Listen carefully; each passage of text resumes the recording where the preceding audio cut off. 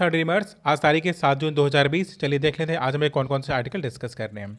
आज संडे है तो आज हमारे पास साइंस एंड टेक के आर्टिकल होंगे डिस्कस करने के लिए।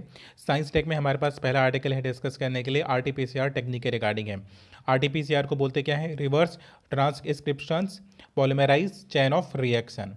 मीन ये आरटीपीसीआर का फुल फॉर्म होता है। अब आरटीपीसीआर में यूजुअली होता क्या है कि हम स्नैप ले लेते हैं, मीन लिक्विड फॉर्म में टेस्ट वो सैंपल ले लेते हैं और फिर हम उससे आरएनए निकालते हैं। लेकिन हमारे पास जो ये वाला आर्टिकल है डिस्कस करने के लिए, इसमें आरटीपीसीआर की ड्राई मेथड का ये लोग इस्तेमाल करते हैं। अब ये ड्राई मेथड ये काम कैसे करता है? बड़ा ही सिंपल है कि आरटीपीसीआर की टेक्निक में ये लोग करते क्या कि ड्राई स्वैब ले लेते हैं। इससे पहले क्या होता था कि सिंपली हम लोग लिक्विड स्वैब लिया करते थे, लेकिन इसमें क्या करेंगे, ये ड्राई स्वैब ले लेंगे। अब ड्राई स्वैब लेंगे, फिर उसको क्या करेंगे, एक कंटेनर में मीन उसके एक्सट्रैक्शन को रखेंगे। कितनी देर के लिए? अप्रॉक्स में 30 मिनट के लिए रखेंगे। ये उसके स्टेजेस को दिखाया गया कि पहले स्टेज में क्या किया जाएगा कि पहले स्टेज में हम ड्राई स्वैब ले लेंगे, फिर क्या करेंगे, उसे 30 मिनट के लिए रखेंगे रूम टेम्परेचर पर। उसके बाद उसे हम 3 फ्लास्क में चेंजेस करेंगे। ठीक, फिर उसमें से हम करेंगे, यूजुअली हम आरएनए को एक्सट्रैक्ट करने में ही समय लगता था जो हमारा पुराना वाला मेथड था। तो इस वाले मेथड में क्या करते हैं कि हम सिंपली उसे एक कंटेनर में रखेंगे और उसको हीट कर देंगे। तो हीट करने से होगा क्या कि जो कोरोना वायरस मीन जो वायरस का एक लेयर होगा, कह रहे हैं वो टूट जाता है। ठीक, तो उसके टूटने से होगा कि हमें आरएनए का एक्सट्रैक्शन मिल जाएगा जिसके थ्रू हम सैंपलिंग कर पाएंगे और हमारा और जो हमारा पूरा टेस्ट होगा ये थोड़ा फास्ट हो जाएगा और ईजी हो जाएगा। राइट, तो इस वाले आर्टिकल में बस यही बात डिस्कस किया जा रहा था कि आखिर क्या इशू है कि कैसे हम आरटीपीसीआर टेक्निक को हम और ज़्यादा फास्ट कर सकते हैं, क्योंकि नंबर ऑफ कोरोना वायरस के केसेस बढ़ रहे हैं। 2,36,000 के आसपास के केसेस हैं हमारे यहाँ। तो अगर टेस्टिंग बढ़ेगी तो तभी तो हम ये कॉन्टैक्ट ट्रेसिंग वगैरह को सफल बना पाएंगे। ठीक, तो ये वाला आर्टिकल हमारा डिस्कस हो गया। हमारे पास नेक्स्ट आर्टिकल है जो डिस्कस करने के लिए वो रिगार्डिंग द वर्ड है कि सीरोटीन नामक एक क्या होता है, न्यूरो हार्मोन होता है जो लोकस्ट, अभी राइट नाउ क्या चल रहा है, लोकस्ट का अटैक वगैरह का इशू बहुत ज़्यादा है। तो ढेर सारे न्यूज़पेपर में एंड आर्टिकल्स में कह रहे हैं इस प्रॉब्लम को डिस्कस किया जा रहा है। तो बेसिकली मध्य प्रदेश और छत्तीसगढ़ की बात की जाती है कि मध्य प्रदेश और छत्तीसगढ़ में क्या है कि लोकस्ट का अटैक बहुत ही सीवियर लेवल पे है। मीन महाराष्ट्र एंड राजस्थान में भी है, बट ये मध्य प्रदेश एंड छत्तीसगढ़ वगैरह में क्या है कि फसलें बहुत तेज़ी से बर्बाद हो रही हैं। तो इसमें इस आर्टिकल में बात क्या किया जाता है, बताते हैं कि ये लोकस्ट का अटैक केवल इंडिया की प्रॉब्लम नहीं है और न केवल पाकिस्तान की प्रॉब्लम है।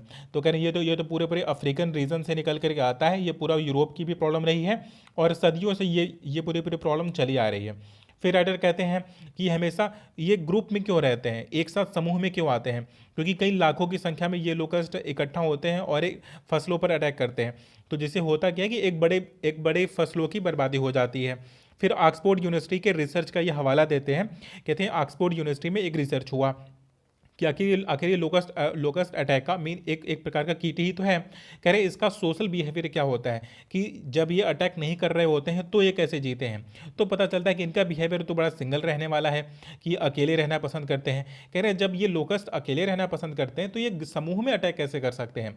ठीक, तो इसके बिहेवियर पर अगर हम प्रॉपर हमें पता चल जाए कि ये सिंगल रहने वाला कीट ये समूह में आकर के अटैक क्यों करता है, तो हो सकता है कि हमें एक नोवेल टेक्निक मिल जाए, एक नई तकनीक मिल जाए जिससे हम लोकेट ये इस पूरे लोकस्ट अटैक को हम न्यूट्रलाइज कर सकें, हम इस पूरे उसको विफल कर सकें। तो फिर ऑक्सफोर्ड यूनिवर्सिटी का पूरा हवाला देते हुए फिर आगे बात क्या करेंगे, कहेंगे हमने तो देखा कि ये अकेले रहते हैं, लेकिन अब इसका सोशल बिहेवियर अगर ये समझे जो रिसर्च से पता चला है, कह रहे हैं वो ये है कि जब लोकस्ट का जो एक कीट होता है जब वो हंग्री होगा तो करेगा क्या कि दूसरे लोकस्ट कीट के पास आता है।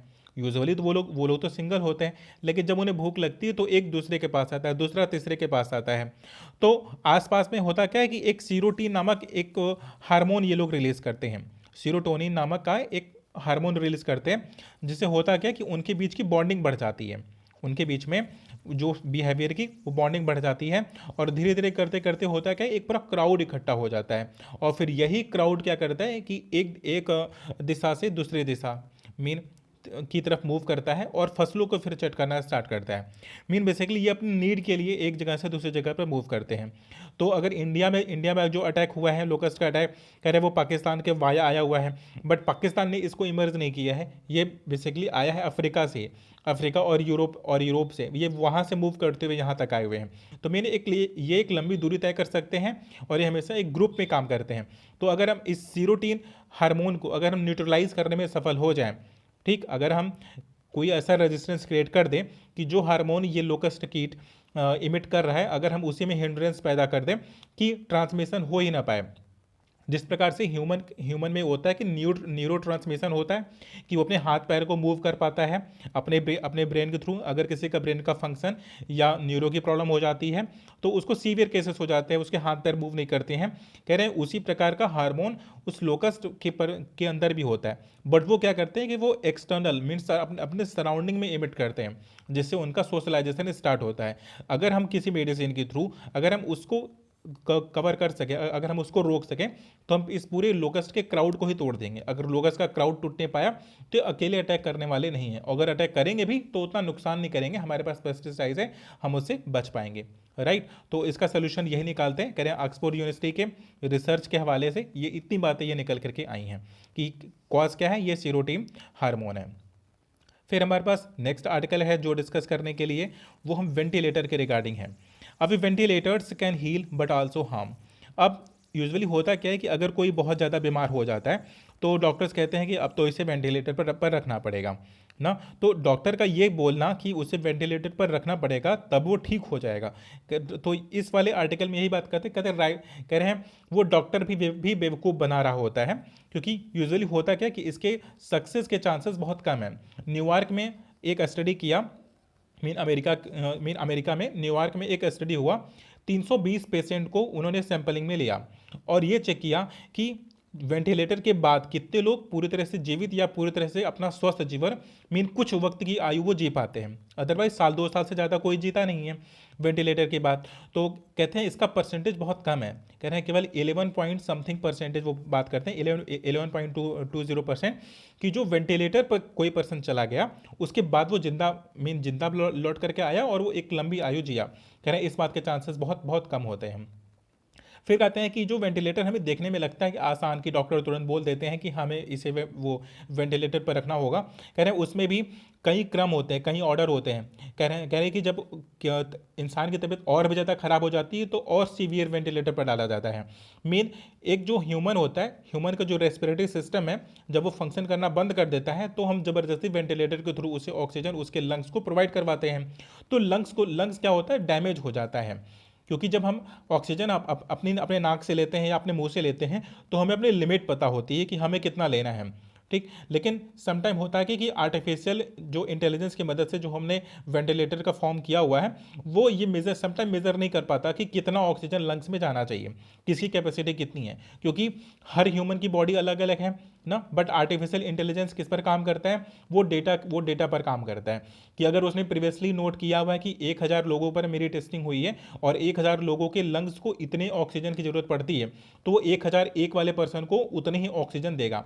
मे भी हो सकता है कि वो 1001 पर्सन वाले को उससे ज़्यादा या उससे कम की ऑक्सीजन की ज़रूरत हो। कह रहे हैं वेंटिलेटर किसी को जीवन दे भी सकता है तो उसका जीवन ले भी सकता है। कह रहे हैं वो आर्टिफिशियल इंटेलिजेंस के थ्रू, कह रहे हैं वो ऑक्सीजन तो हम उसके लंग्स में प्रोवाइड करवा देते हैं, फिर उसके बॉडी में तो चला जाता है ऑक्सीजन, लेकिन जो जो जिस प्रकार से फ्रूटफुल होता है नेचुरल तरीके से, कह रहे हैं वो काम हम वेंटिलेटर के थ्रू नहीं कर सकते हैं। फिर उसमें आगे भी कहते हैं ये मशीन बहुत कॉम्प्लेक्स होती है, क्योंकि इसमें बराबर हमें चेक करता रहना पड़ता है कि मीन पेशेंट की कंडीशन कैसी है, और हर डॉक्टर या हर नर्स ये इस मशीन को चला नहीं सकती है, क्योंकि बहुत कम डॉक्टर या बहुत कम होते हैं जो आईसीयू में काम करते हैं और इस पूरे मशीन की अंडरस्टैंडिंग को समझते हैं। इसीलिए हमें साउंड करने के लिए या किसी भी प्रकार के इम्पल्स करने के लिए मना किया जाता है, क्योंकि जो वेंटिलेटर की जो मशीन होती हैं वो आर्टिफिशियल इंटेलिजेंस के थ्रू वो वर्क करती हैं। एक छोटी से छोटी हरकत भी आर्टिफिशियल इंटेलिजेंस को ये सिग्नल दे सकती हैं कि उसे क्या फंक्शन करना है, ठीक। तो इसीलिए वहाँ पर साउंडिंग, वहाँ पर हाइजीनिक कंडीशन को बहुत दुरुस्त रखा जाता है, और बहुत कम ऐसे केसेस होते हैं कि उसमें वो प्रॉपर पर्सन वहाँ से मूव करके निकल आए।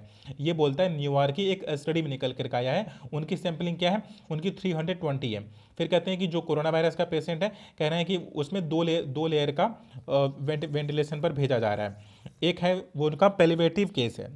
मीन पेलिवेटिव केस में क्या होता है कि केस बहुत ज़्यादा सीवियर है, उसे हाई लेवल के वेंटिलेशन पर भेजा जा।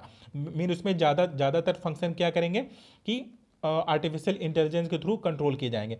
मीन एक इंसान के नाक को सांस लेने की जरूरत नहीं है, उसका फंक्शन बंद कर दिया जाता है। मीन उसे और भी जो ह्यूमन बॉडी के जो फंक्शन है, कह रहे वो मशीन कर रही होती है, वो पर्सन नहीं कर रहा होता है। ठीक, तो ये वाला भी आर्टिकल हमारा डिस्कस हो गया। हमारे पास नेक्स्ट आर्टिकल है डिस्कस करने के लिए, prevalence of the diabetes among the women high in the southern India. कह रहे हैं कि साउथर्न इंडिया में क्या है, कह रहे हैं कि साउथर्न इंडिया में वुमेन के अंदर डायबिटीज़ के केसेस बहुत ज़्यादा हैं। कह रहे हैं इसका कारण क्या हो सकता है कि साउथर्न इंडिया में डायबिटीज़ के पेशेंट मीन महिलाओं में ज़्यादा क्यों पाया जा रहा है। तो इसके कहते हैं इसके दो तीन फैक्टर हो सकते हैं। कह रहे हैं पहली बात तो साउथ इंडिया में क्या होता है कि साउथर्न इंडिया में एजुकेशन को प्रमोट करने के कारण वहाँ पर हुआ क्या कि लेट मैरिजेस स्टार्ट हुई हैं। लेट और तो जब फीमेल क्या करती हैं, जब फीमेल मोनोपॉज को अप्रोच करती हैं, तो एक लेवल का स्ट्रेस उनके दिमाग पर मेन उनके ऊपर पड़ता है। और 35 टू 45 ईयर के पहले मीन जिनके पास एक बेबी है या सॉरी 2 बेबी है या उससे कम की बेबी है, तो उनके ऊपर ये स्ट्रेस लेवल पर ज़्यादा देखा गया है। ठीक, ये तो पहला फैक्टर हो गया कि उनका क्या है कि लेट मैरिज एक कारण बता रहे हैं। और बताते हैं कि जब वो मोनोपॉज को फेस करती हैं तो क्या करता है उनके ऊपर एक स्ट्रेस होता है, तो उसके कारण डायबिटीज़ के केसेस बढ़ जाते हैं। फिर सेकेंड थिंग की बात क्या करते हैं, कहते हैं वहाँ पर राइस का कंजम्पशन बहुत ज़्यादा है, वो स्पाइसेस के कंजम्पशन बहुत ज़्यादा करते हैं और स्वीट्स के कंजम्पशन बहुत ज़्यादा करते हैं। तो कह रहे हैं इसकी वजह से हो सकता है कि वहाँ पर डायबिटीज़ के केसेस नंबर ऑफ केसेस ज़्यादा हैं। फिर राइटर कहते हैं कि फिर ये वुमेन के अंदर ही ऐसा क्यों होता है कि क्योंकि वहाँ पर तो मेल भी रहते हैं फीमेल भी रहते हैं, तो कंजम्पशन तो दोनों ज़्यादा करते हैं।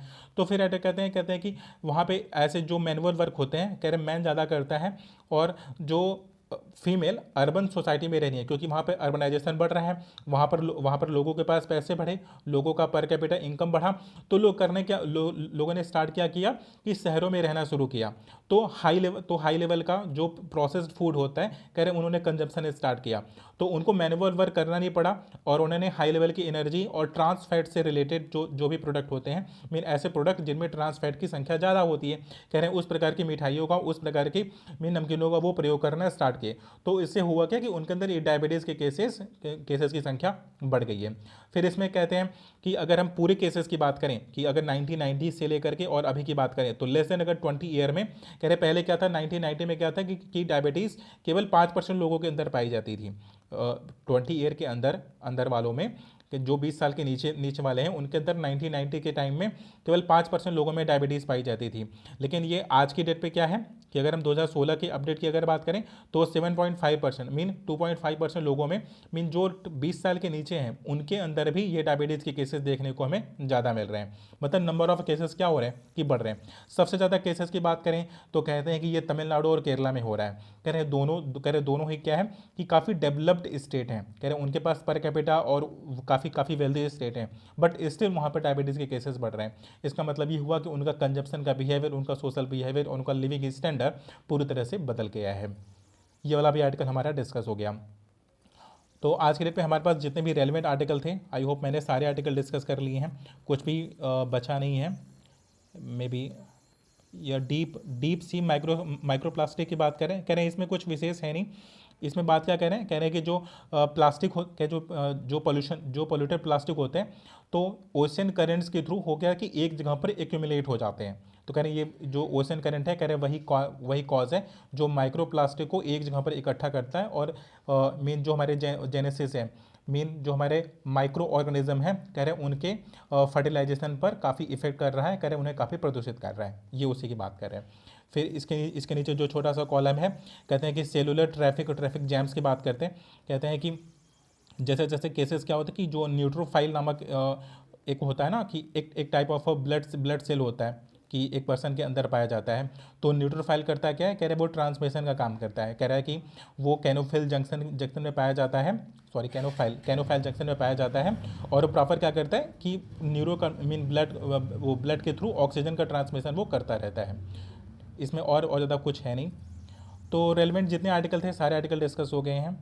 Thank you so much for watching the my video.